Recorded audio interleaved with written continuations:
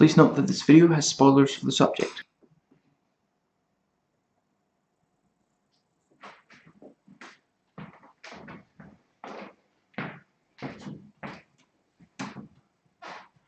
The Faculty movie thoughts, and yes, only doing a thoughts video for this one. Now, and these are all going to be notes that I took while watching. Note that I'm spoiling The Thing too, since there are several major scenes in this that are very similar to that of The Thing. Now, I most likely won't be reading quotes, trivia, reviews in this video. Still having problems with my wrists, so rather than scrolling through all of that, I'll stick with my personal notes, which I all used Google Chrome Beta to record my voice, and then it types them into words.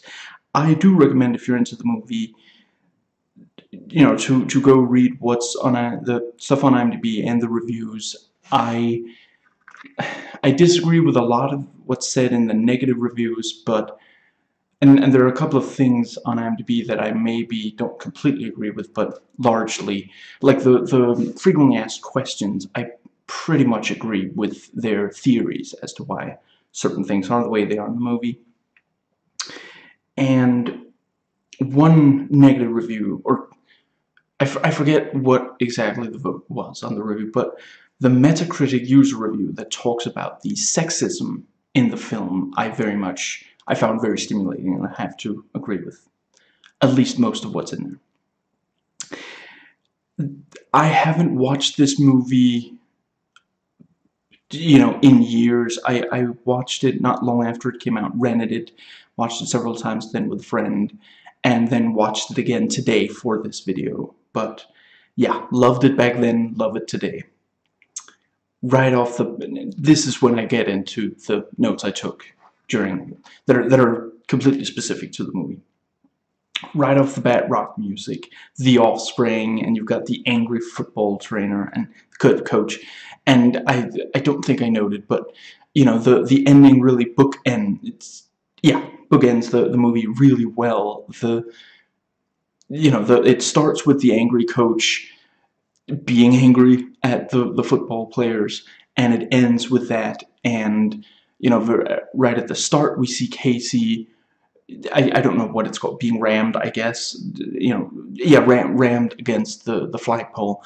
And then there at the end, I actually remembered it as the audience actually being shown the kid at the end also being rammed, but we only see them carry him off, or maybe it's this DVD. But anyway, you know, you get that that's what's happening. You know, some other kid took over the status that Casey had. And coach flips over the benches and tries to stop the sprinkler with the, yeah, which is also, it's funny and it's character, but it's also really good setup for then later when you see, yeah. And, you know, you see a shadow, someone walks up and he turns around, yeah, what? And, you know, for most of the rest of the movie, we're wondering, who did he see there? And I didn't note this. I only really just realized, you know, I rewatched The Thing and The Invasion very recent. Sorry, Invasion. I think the 2007 version of Invasion of the Body Snatchers with Nicole Kidman and Daniel Craig and others. Anyway, I rewatched those two movies in preparation for this, and it really helped me identify a lot of the things in this movie that are deeply inspired. And again, I think I've said it before, I don't think that Robert Rodriguez was like ripping off, or Kevin Williamson were ripping off The Thing. Robert Rodriguez has said that it's one of his favorite movies. You know, I believe that was the movie that, like, he watched it when he was young, and he was like, I want to make movies. That is what I want to do. You know, and yeah, I really don't see him ripping off something like, no, it's, and Kevin Williamson also really seems like they love this the original movies, and they want to do tributes to them. And yeah, but yeah, the you know, the shadow over another character, and you don't get to see who. Actually, yeah, sorry. In The Thing, it's actually the reverse. Maybe there's another movie that has the shadow over a character, but yeah, you know, it's a lot like when the dog walks, you know, excuse me, fairly early in The Thing. You know, the dog walks into a room, and you know, you see a shadow turning around to face the dog, and you never find out whose shadow that is. So, you know, in this, you do find out who the shadow belongs to, but it takes the whole movie for you to realize. And, excuse me, I find it hilarious that the main cast, yeah, those of the main cast, supposed to be the most, like, big deals in school, are some of the least recognizable faces since this. You know, everybody knows Elijah Wood, Josh Hartnett, Clay Duvall, but Jordana Brewster, is she in anything other than Fast and the Furious? And I'm not saying, like, you know, I'm not trying to put her down. I like her. I really like her in this movie, and I think I've seen at least something else that she's been in. But yeah, and I've never seen the kid who played Stan, the football player in this, in anything else. You know, I've watched a lot. When I was a teenager, I watched a lot of the teen movies of the 90s. Now, I love how creepy the coach is with the principal, very Terminator, and you know, he's charging her, he's blowing the whistle, and she goes for the keys, even though, you know, it's a great little thing of, like, you know, she used her keys to slash him in the face because she was just trying to get away from him right there. And yeah, that means she left the, you know, I think her keys, I think they fell out of her hand after she slashed him, and then she runs off because she didn't expect it to be, you know, yeah, she figured she'd be able to get out. She maybe wasn't thinking exactly about it, but yeah. And you have the classic slasher thing, fighting to open a door before the slasher kill gets to you. And then it turns out when she gets out, the female teacher was one of them. She was only pretending to still be human, and you know, that clearly isn't natural to the aliens, but they are consistently seen as being capable of pretending. They're not always equally good at it, and sometimes they don't, you know, but yeah, it's throughout the movie. It's not like, you know, for this one scene they're able, no. And I really like that they use a still with the name on it for introducing the main cast. And I really like the punk girl and Mary Beth's innocence when talking to her, like, I like your nose ring, it really brings out the color of your eyes, something like that. Just, yeah, and the punk girl just sits there, just, yeah. You know, the basically the one thing she does in reaction to Mary Beth is, you know, she waits a few seconds after Mary Beth has asked the question, and then she, you know, points behind. It's just, yeah. I forget if that is one of the Rodriguez's, you know, he has a big family. They're are they Catholic? I forget. They're but yeah, big family, and he likes putting his sisters, and you know, I want to say her name is Dallas in both Sin City movies, is played by one of his sisters, and I think she's the one who plays the nurse in Bedhead, which is also populated by other of his siblings, and that's underrated. I maintain it's a very fun short, and you know, if you only heard of it and you want to watch it, it's on at least some DVDs of El Mariachi, you know, but you can't really buy a short film on its own today. It's going to be as, you know, special features on a DVD or something. The character of Zeke is so memorable, he's in both obscure games, and here's hoping one day there'll be a third one. And we see the coach, who we know there's something wrong with, drinking a lot of water, kind of setting up, you know. If we hadn't seen yeah, let's hypothetically say that you just saw him drinking water before, you know, you could say that it also already goes with the sprinkler thing, but that's a bit, that's a little bit of a stretch, but it is very much, yeah, we've seen that there's something off with him. He attacked the principal, and now we see him drinking water, and just the moment we see him drinking water, even before the movie really calls attention to it, just we see him drinking water, so there's like, is there something with the water or something? Just immediately we connect drinking water to there being something wrong with the character. And the teachers really do not get along. And let's see. It's so wild. Almost whenever Hollywood wants like an unattractive woman in a major role, they hire someone like Salma Hayek or Famke Janssen and puts glasses on them or makes them have a cold or something. Someone pointed out, I think it was on the IMDb boards, rest in peace, that this film, compared to a lot of slashers, one of its strengths is that the characters have problems before they start getting killed off. They're not just there, merely reacting to the killer and doing something so that the characters have something to do. No, these are, I mean, basically every major character introduced, yeah, we've seen the principal get attacked, but there's not much that's happened by and immediately when we're introduced to the characters, we learn that they have something that bothers them. They're not happy with where they are, and that's a really good place to start for a piece of fiction. You want to set up the conflict. And in a lot of slashers, again, I love the subgenre, in a lot of slashers, the only conflict is there's a guy with a knife, let's try to survive. It's a subgenre that sometimes suffers from not having enough creativity. I'm not saying that everything has to be equally like compellingly written and such, but it does show in something like this when then you have, yeah, really, really strong writing, and Scream are well written. The first two Scream movies and the fourth one are quite well written too.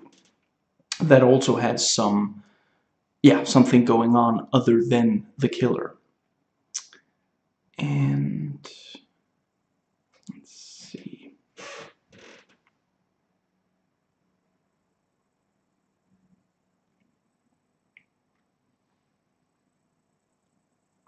And right, before I went over the list of main characters that are supposed to be less attractive, again, Salma Hayek, Famke Janssen, and arguably Furlong, everybody knows these, the three of them, meanwhile, yeah, some of the others that are supposed to have, more, yeah, have more influence in the school. I haven't really seen them, but I did recognize Piper Laurie and the male, I forget his name, but that teacher. Excuse me. And one exception to main characters who are well known in film but not out of it is I think he's Usher. Yeah. And when the alien bites Furlong, fairly decent CG there. And I know I put it here so that I didn't forget to include it at some point in my notes.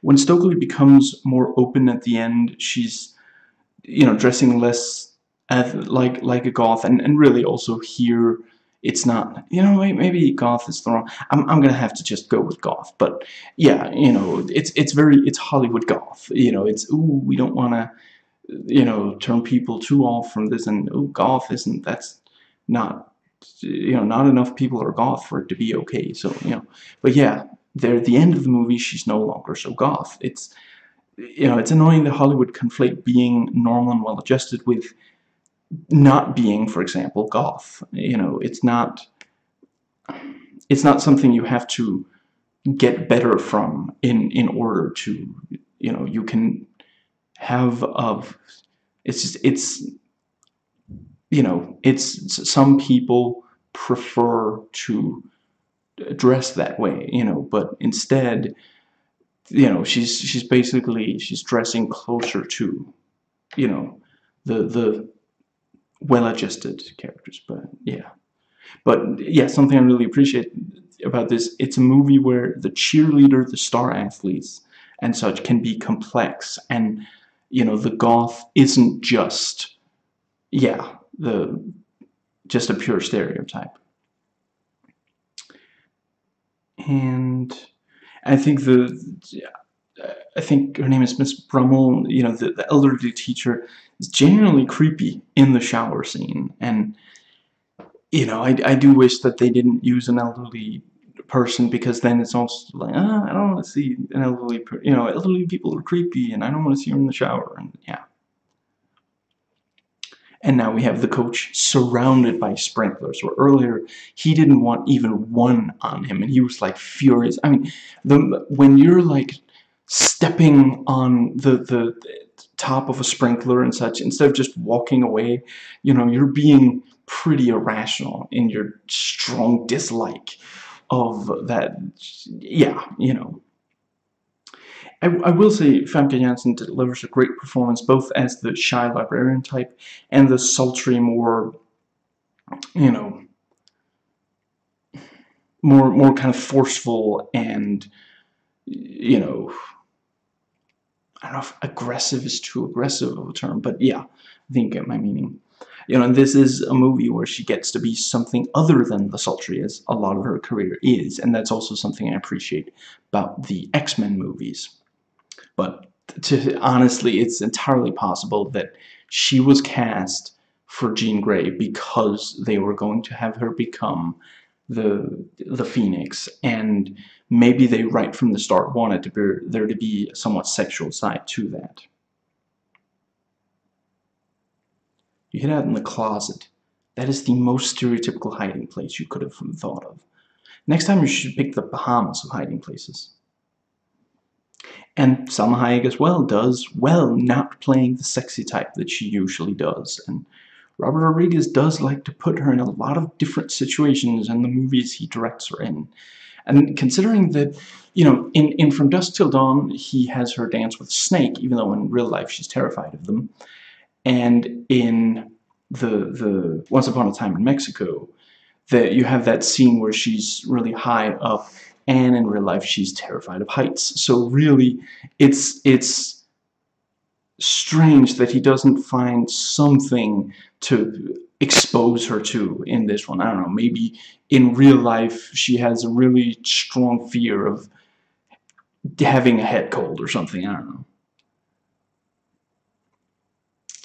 And the principal is back. So we see that, you know, whatever it is that, you know, we don't yet know the exact nature of the aliens. We just know that it takes over the various people that it comes into contact with. But yeah, this is about where we realize that.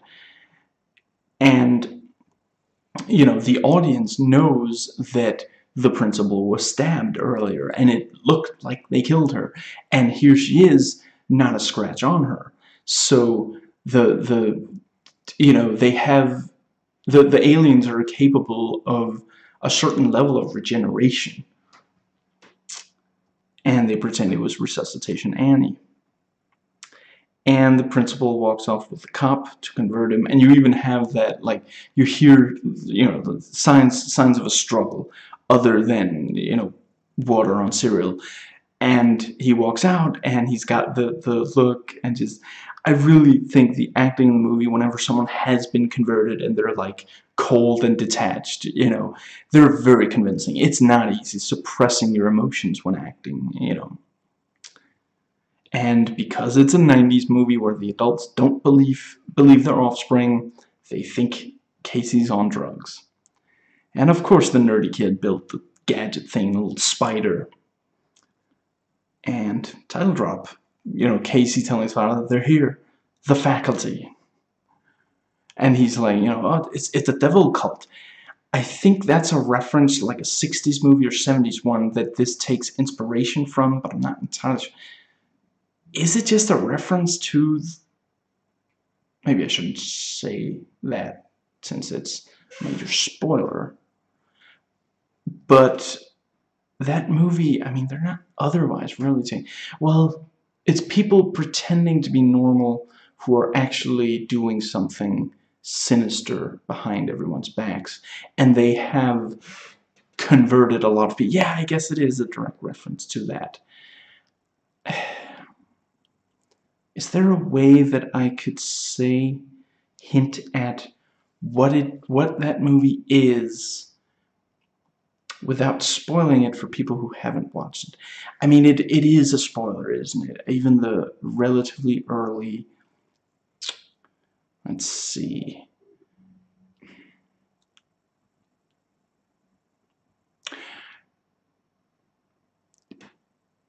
Let's see.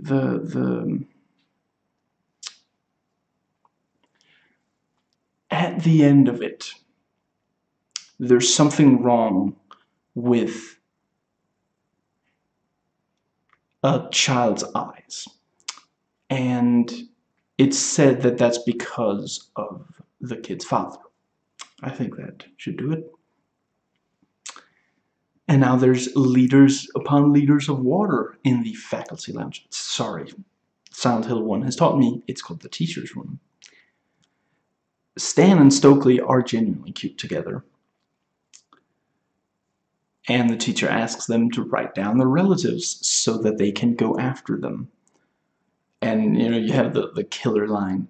Is this going to be on the test? This is the test.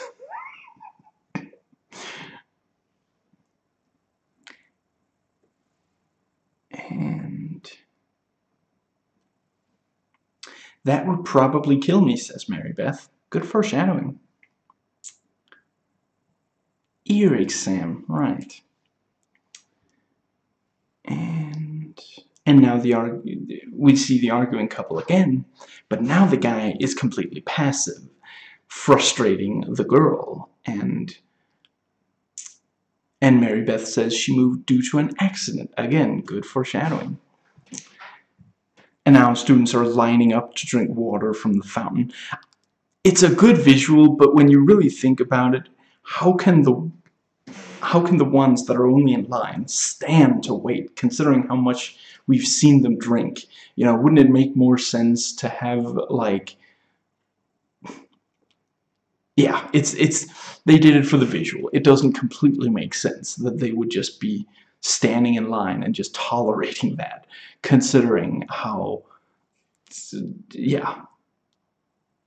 Really, the faculty lounge is full of these bottles of water. Maybe the visual should have been that one of the teachers is handing out these big bottles of water to students, and one by one, and they're in line, and each of them takes one and immediately walks off, cap off, immediately starts chugging, something like that. And I love aggressive Famke in this, just so, some people say she's not that good of an actress. I really like her in movies like this, and, X-Men, and she's so much fun when she just walks up to him, up to Zeke, and, returns his attitude, and just yeah. I didn't write down lines, but... Let's see, yeah, she's like, do you even know where your mother is? Where she went to hide, to get away from her little mistake. And yeah. About the goth thing, that is something I do appreciate about Cherry Falls. The goth is the lead and doesn't have to change to become normal or well-adjusted. She is well-adjusted and she's goth. The two things are not in conflict with each other. And I like that Mary Beth, quote unquote, isn't boring. She's innocent, but she does go with Zeke to steal. She doesn't go tell the teachers on him or something, you know. And the kiss that they share, you know, she also doesn't. Yeah, it would. She's in part there to be this kind of innocent and the new girl. You know, she's another type. Everyone in the movie is a type, and it's, which is very Kevin Williamson. It's a lot like Scream. Everyone's a type, but there might be more to them than that. And yeah, they could very easily have made her very kind of frustrating and boring. And yeah, I mean, ultimately the movie's made for teenagers, you know, so yeah, the teenagers breaking the rules isn't supposed to be some big, you know, warning sign, klaxon, if that's how you pronounce it, going off, you know, to the audience. Oh no, this is awful. No, it's, you know, they're teenagers. They're gonna break the rules. And yeah, I can't. Jon Stewart as Furlong, he does give a good performance. You know, I mean, he he's first and foremost a comedian. You know, a host, and some of his acting performances aren't that great. You know, there's that thing about, you know, I forget what exactly the exchange was, but he he was like interviewing on the show, interviewing Matt Damon, and he made some crack about some, you know, something Damon did, some movie he did, or something he did while acting in the movie or something, and Damon just replies, "Well, at least I wasn't in crap. What's it called? The death of Furby Funzo? No, that's Simpsons. The Smoochie Death something. Yeah, that movie. I think by now you've been able to piece together which it is." And now the arguing couple aren't arguing, and tons of students are looking at the main characters weird, and you really get the sense that the main group are the only humans left, and really that's because they started to realize that something's going on. Otherwise, they would have, you know, yeah. I guess they're never called in for the ear exam or anything, but I mean, the faculty are already on them and otherwise trying to, and if they did try to call them in, then the main cast would just have to run away, and that's already, yeah. And then you have the police blockade to prevent them from leaving. So some of the characters in this, they start out obnoxious, but then once you really get to know them, they aren't. And Zeke sticks his hand down down to the Mauser and just snap its neck. Furlong was bitten by putting his hand really close to, you know, taking quite a risk. Considering he's such a smart guy otherwise. And them coming to understand the aliens, very similar to The Thing, but I find that it's like everything else in this movie that's from The Thing. It's different enough, and it is actually interesting how, you know, in The Thing, them starting to understand how the alien works is actually one of the first things. They know that there's an alien and that it's and some of its behavior from almost right away in the movie. You know, yeah, from very early on. Where here, it's in the last third, but that's also, you know, in that movie it's a very different situation. Here you have dozens of people, and, you know, theoretically, if not for the police blockade, they would be able to leave. Where in The Thing, it's more, you know, it's this small group of people who are isolated, and yeah. And much like in Scream, Pure Williamson, the rules for how to win, they know because one of them is familiar with the genre. You know, Stokely is like, well, this is a lot, excuse me, this is right out of, you know, Puppet Masters and Pod People, so in those there's a queen. So yeah, and Puppet Masters, if I can find a copy of it, I watched it on TV years upon years ago. I think the version from '94. Some of the acting isn't the best, and some of the whatever. I freaking love the movie. It's one of the most terrifying concepts to me, to be taken over and know what you're doing but unable to stop, and being used against people who trust you like that. That's one of the most horrifying. And a lot of the little tactics that are used, when someone has been taken over and is trying to take over someone who trusts them, and the overall way that the aliens behave and the way that the humans respond to that. There's so many such logical decisions being made, and no one is like being really annoying and just yelling and screaming and arguing, refusing to do the smart thing, and all of these things that happen. So many movies that have, yeah, I love it, and I will definitely do a review if I find a copy. And they all turn on each other, very much like The Thing. And Delilah points out that Mary Beth showed up when it started. Again, nice foreshadowing. Because really, all of them are saying these things of, like, well, how can you know it's not this person, and I don't trust that person, and it's just another one of those things said, and it maybe plants the idea in your head, and then by the time you've watched the whole movie, yeah, you understand the excuse me. Then you remember, oh right, that all those things along the way, all those little hints. And I really love the direction of Robert Rodriguez and the writing of Kevin Williamson here and elsewhere. And them testing who's an alien is right out of The Thing.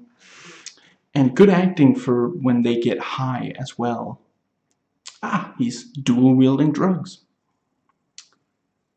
I love Stokely grabbing the gun and shooting. It's just, again, all the different personalities in this movie. So, and yeah, the others are like, I don't really want you. Zeke is like, what?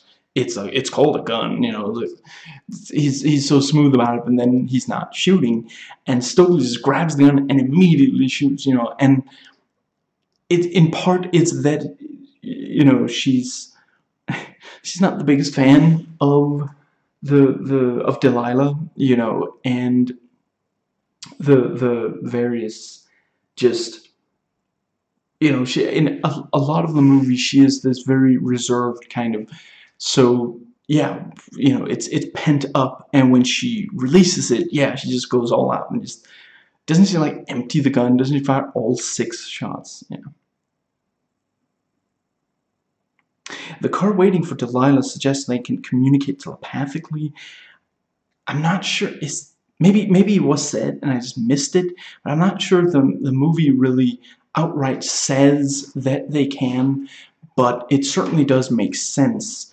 And I think that's in, I don't want to spoil Puppet Masters, but I think it is in some of the fiction that this is based on, inspired by. And it's a nice little subtle, there's nothing in the movie that suggests that really solidifies, no, they definitely can't telepathically communicate, so having that there is like a little, oh, okay, they can,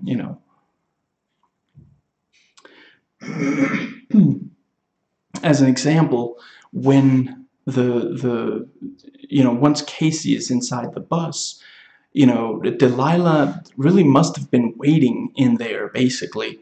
So, yeah, actually, now I guess that's not, and I guess they saw him run in, that's why they go through the window. Yeah, never mind. And it plays, I think it's called Another Brick in the Wall, We Don't Need No Education. Yeah, love the soundtrack to this. And, you know, the football game, whenever they knock someone down, they take them over, and the alien players are faster and stronger, as we've already seen. So, yeah, in the morning there won't be a human left, you know, setting up the stakes. And the principal found them.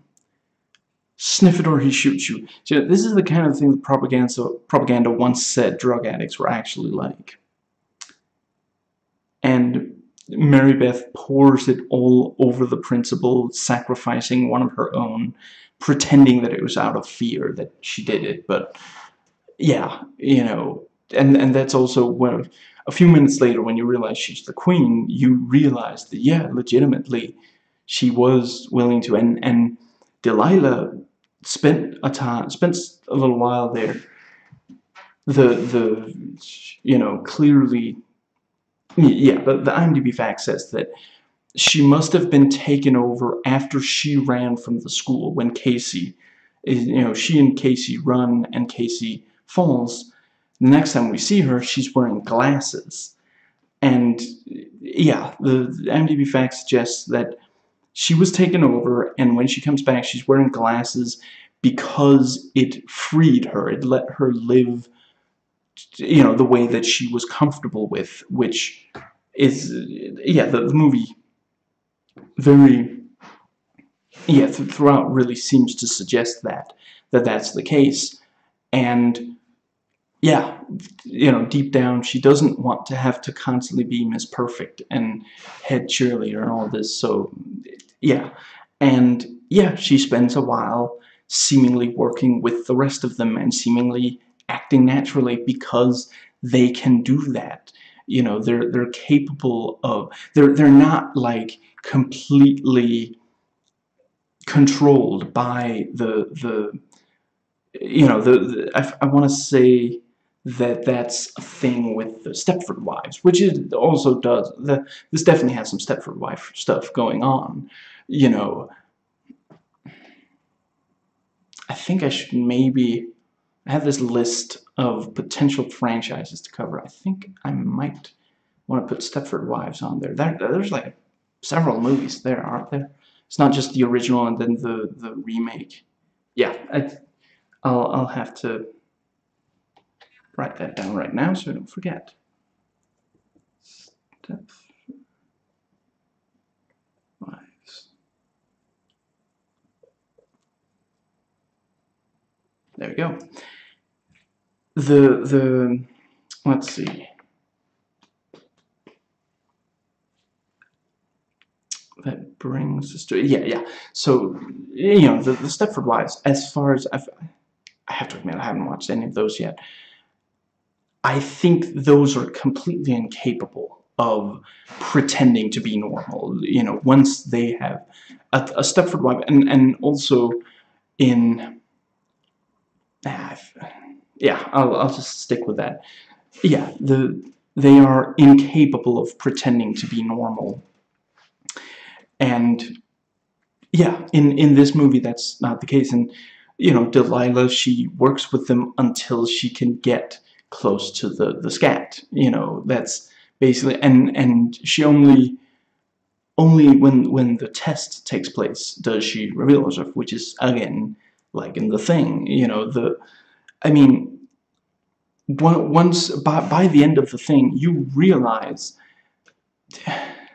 I forget his name, but the one who smokes a doobie a few times, excuse me, in the movie, excuse me, you know, he let himself be tied up, knowing that, you know, the alien let himself, you know, yeah, the alien let itself be tied to the couch.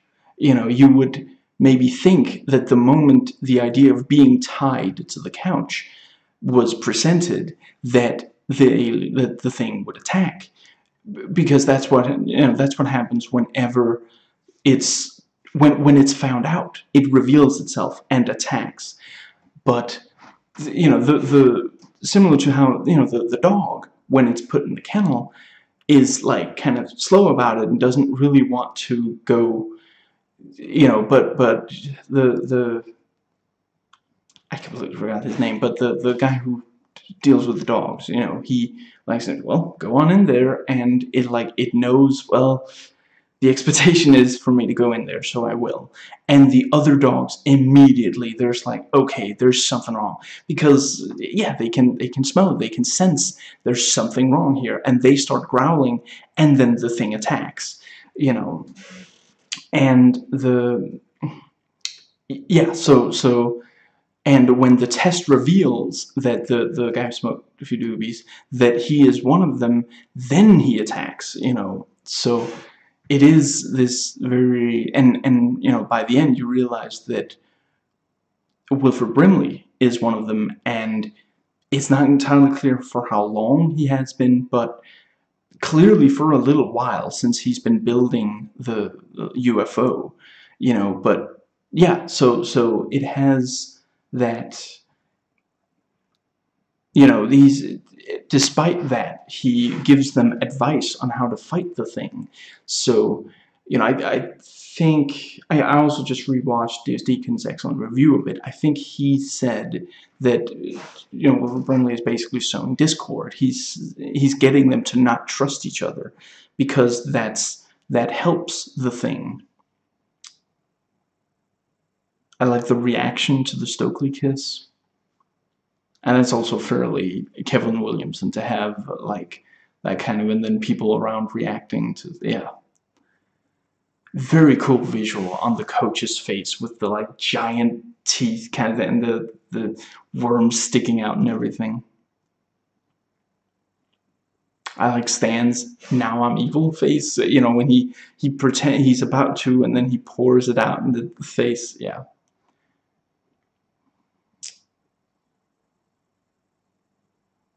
And you know, here near the end, we do worry briefly that maybe somehow the principal was still human, because, you know, you see the blood and then she comes back, you know. And it is like, when you think that maybe she was human, you are like, that can't be, no, that makes no sense, because I saw her be killed, and then she's back and she's behaving strangely, you know. And I really like the football players marching like the military. Casey took being decoy really well. And it kind of seems like Zeke waited a while before he ran to the car. I guess, I mean, I almost said military, the football players were fairly close still, I guess. And Zeke and Famke in the car is quite tense. And again, it makes sense, you know, they expected that Zeke would go for the car and go for the stash in the car. And yeah, you know, so one of them hid there. You know, they could have taken the car and just gone away, but instead, you know, yeah, hid in the car, waited for the person to return, which is also very John Carpenter. Although I'm not going to give away what movies that happens in. And the head moves like in The Thing, and seeing it in a character drops the F-bomb. Yeah. And I really like the monologue wherein Mary Beth reveals that she's the Queen of Stokely. And her look is pretty cool. And of course she can swim really fast. I do think, you know, it relies too heavily on CG. You know, comparatively, Stokely hitting her head has much more an impact and it's much more convincing, even though, of course, the actor didn't actually get hurt there. They wouldn't let that happen. And I wish they had used more practical effects for the Queen. Of course, they were going to have the big moment where, like, roars at them again, like The Thing. But let's see. Yeah. And, you know, both girls accuse the other of being the Queen. And I have to say, it really doesn't look as though Mary Beth could have properly faked taking the drug in the earlier scene. You know, it looks, she puts it up to her nose and just immediately goes back, where, you know, when you see her faking it, she like takes it up slowly to her nose, and then you see the little finger knocking off the bottom and then pours out.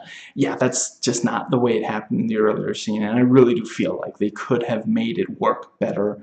Just like have her quickly do this, and then we see something else or something, you know.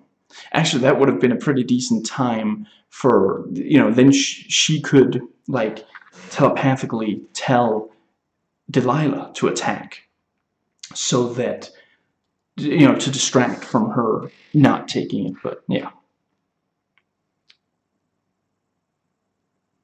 And, you know, Zeke goes flying over and lands. Well, Casey, you asked for Zeke. There he is. And Mary Beth explains why she came. And I guess after coming to Earth, she took over someone who could fake her proper enrollment. I'm pretty sure you can't just walk in and be enrolled in a school without, you know, you kind of have to prove, you know, if you move there from another city, you kind of have to prove what city you came from. They have to have some kind of record or something, but yeah. Or what planet you came from. I like the bleacher closing, very tense. See, Casey's face with the little worms, that's practical effects, and it's very convincing. It's completely convincing. And, you know, literally, I mean, it's makeup. They built a little bit of fake skin onto Elijah Wood's face, and then in that fake skin, they have the little worms, and then they put, like, a minor mechanical thing in so that they would wiggle there, and then Elijah Wood just sells it with the acting, you know, screaming as though they're actually stuck in his skin, and it works, you know. It just, again, the obviously the thing, it's practical effects, and yeah, it just, it works. I mean, basically, the thing is that they wanted maybe a shot of it where you could see that it's not like effects, and that's, yeah, with practical effects, you do tend to have to hide, you know, just a little part of it has to be out of view so that you can see, and that is something, if you're looking for it when you're watching a movie like The Thing, you can tell, okay, the shot could easily be wider if that wasn't practical effects. If what I was seeing was really happening, the shot could be wider, but there's a little bit of it out of view, and because of that, it is, yeah.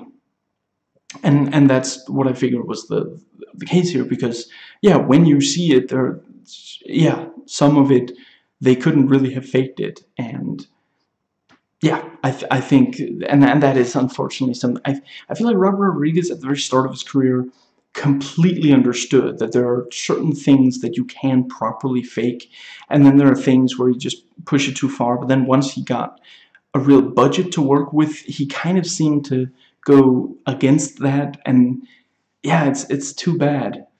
I mean, at the same time, you know, you have something like Sin City, the effects are convincing. I mean, they're very stylized. It doesn't feel quite like the real world, but it's not supposed to. You know, open the comic, it's the same thing. You know, there are certain, you know, comic book artists who draw photorealistically, and then you have a ton who don't, and it's supposed to be stylized. You know, it's a very direct adaptation. It's not saying, okay, let's take this and put it in the real world. No, it's saying, let's take the pages and put them on the big screen, basically. You know, the various, you know, the kind of things that people can survive in the comic is also survivable in the film and such. Now, and you know, again, I agree with the sexism charge in the Metacritic user review. I think it's currently at the very bottom of the page, so you know, just scroll past the other ones. That's the only one you want to read. But I will say the thing with, you know, you get the queen in its natural form, and it jumps in the water, swims really fast, and then, excuse me, the last little part of the swimming, you know, it's the actress, and then she, yeah, gets out and starts walking like the normal. You know, it's a nice little transition. She transforms, yeah, and I do also really appreciate that this is, you know, she can't just magically reform her clothes. You know, I'm not saying that all the T-1000, I completely accept that he can make stuff that looks like clothes. And And you know, there are some where I buy it. I buy that Mystique can make what looks like clothes. You know, ultimately, I mean, when you see someone else wearing what appears to be clothes, you're not gonna go up and like feel, is that really fabric or is that somehow, no, you can accept, okay, so it's clothes. You know, unless you're gonna like hug them and touch their back, you're not gonna feel that it's not. So it just has to look as though it is, and that's what Mystique does, that's what the T-1000 does.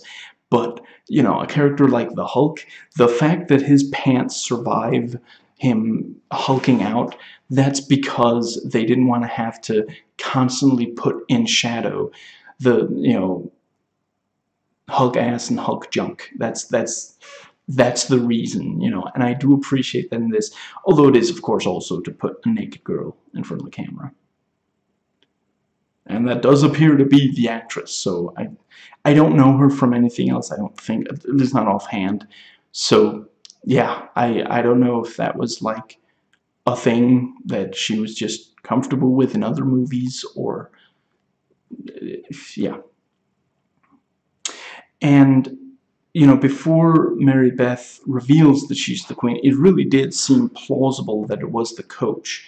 You know, really the only thing you have to ignore for that theory to work is, you know, who was it that, you know, passed like a shadow over him earlier? You know, what was the shadow that, what was the individual whose shadow we saw earlier? And really, that could have been a fake out. You know, if that you know, if it had turned out to be the coach who was the queen, what exactly was Stan expecting? I guess he was expecting to maybe find the coach alone there, and then when he saw his face and all the players, I mean, it did look kind of like you could have just ran up to him and like thrown it at him, but yeah, anyway. Yeah, I guess he was like stunned by seeing the face. Yeah, that's gotta be it, and that's fine.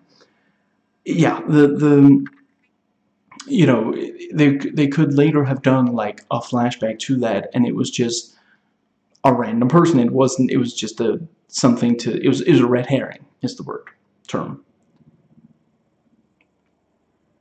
Now I had expected Zeke to be a great student instead of a football player, and then he seems like he's with Famke Janssen, although isn't that like a teacher-student romance? Is, I don't know, 98, I guess. Back then it was still thought it was just like, you know, a lot of students want to be with the hot teacher, but, you know, today you're not going to play something like that straight unless it's like a dark comedy or something. And Stan and Stokely are together, and Casey is with Jordana.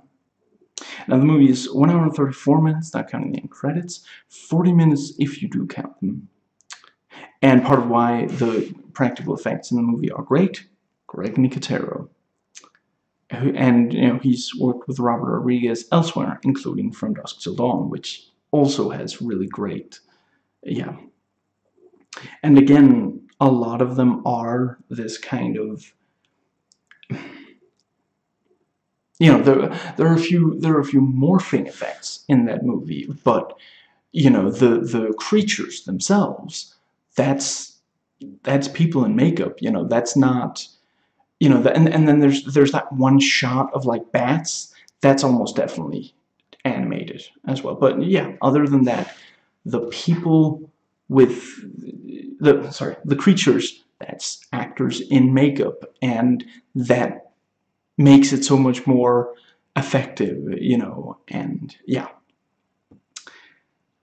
that is going to be it. You know, I'm going to go back to the usual way of doing this, you know, once my wrists are, you know, better. I've got an appointment with a physical therapist this Tuesday, and yeah, you know, hopefully it'll, yeah, I don't know exactly how long it will take, but I really don't intend to take a genuine break from just doing videos in general for the duration, even though there are other things that I'm, yeah, that I'm not capable of. But yeah. Anyway, love this movie, enjoyed doing this video. I hope you enjoyed watching it.